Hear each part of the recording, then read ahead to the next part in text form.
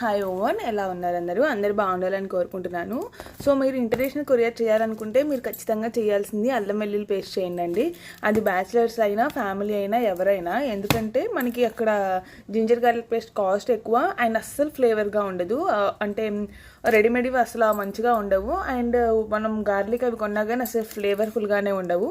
So అందుకే మేము చూసారు కదా, ఇది కేజీ అల్లం, కేజీ వెల్లుల్లి కొని మా మమ్మీ చేశారు, ఉప్పు పసుపు వేసి నీట్గా. సో ఇది నెల రోజులైనా కానీ అస్సలు పాడవదు. సో ఇలా ప్యాక్ చేసాము ప్లాస్టర్ వేసి లీక్ అవ్వకుండా.